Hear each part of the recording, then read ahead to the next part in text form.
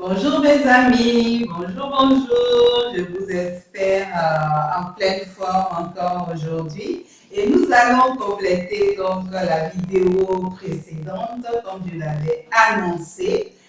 Aujourd'hui nous allons parler également de la néphropathie diabétique, c'est-à-dire l'une des complications de la microangiopathie, c'est-à-dire une complication cardiovasculaire. Donc, quels sont les objectifs donc, de l'hémoglobine glyquée qu'on doit viser chez le sujet diabétique de type 1? Moi, je suis le docteur Fernande Coeli, médecin diabétologue.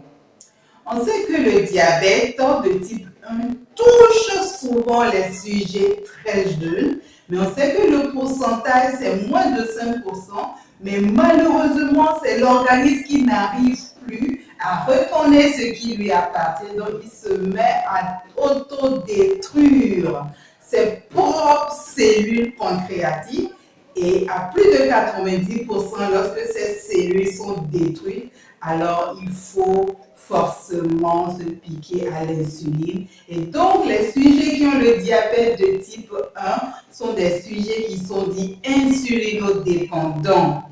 Et ils peuvent être amenés à faire plusieurs injections par jour. Et ces sujets, comme ils sont très jeunes, ce sont des sujets qui sont en pleine croissance. Donc, il faut qu'on adapte à chaque moment leur traitement à l'insuline. Et des fois, c'est compliqué et ils doivent vivre avec ça. Imaginez que vous commencez déjà à faire le diabète, à avoir le diabète à 15 ans, alors que si vous devez vivre jusqu'à 70 ans, 80 avec votre diabète, vous convenez avec moi que ce n'est pas chose facile de se piquer, non seulement une seule fois, mais 2-3 fois par jour jusqu'à avoir 80 ans, ce n'est pas sain. Et dans ça, on vous impose également à avoir un diabète qui doit être équilibré. Et équilibré, c'est-à-dire qu'il y a une analyse qu'on appelle l'hémoglobine glyquée qui reflète en fait l'équilibre glycémique sur les 3 mois antérieurs et permet également de faire le lien donc, entre la glycémie plasmatique et donc votre hémoglobine glyquée. Donc, tant que vous n'êtes pas équilibré, les complications vous guettent alors que vous êtes très jeune. Et c'est pour ça qu'aujourd'hui, je prends le temps de vous en parler pour que vous puissiez mieux comprendre pourquoi il est important donc d'avoir son diabète équilibré quand bien même on est très jeune.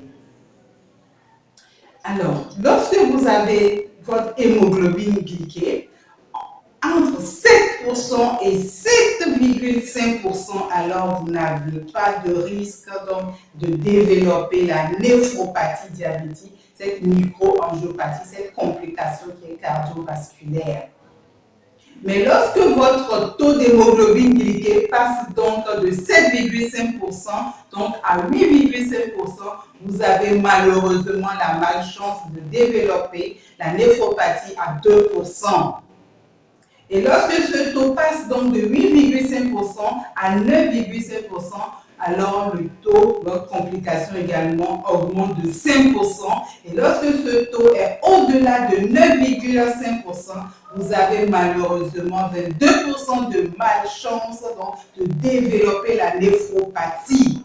Mais on sait que lorsque vous avez donc cette néphropathie, ça va vous conduire malheureusement à une insuffisance rénale et donc à la dialyse.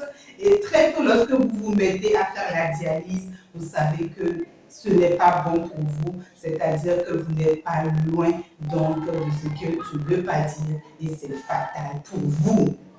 Donc, il est important, c'est pour ça qu'on s'acharne à chaque jour d'avoir un taux d'hémoglobine glyquée. Lorsque ce taux-là est inférieur à 7%, alors vous êtes zen, comme on dit, vous êtes à l'abri donc de beaucoup de complications qui sont liées au diabète parce que vous êtes des sujets très jeunes. C'est lourd, le fardeau là, vous ne pouvez pas porter toutes ces complications.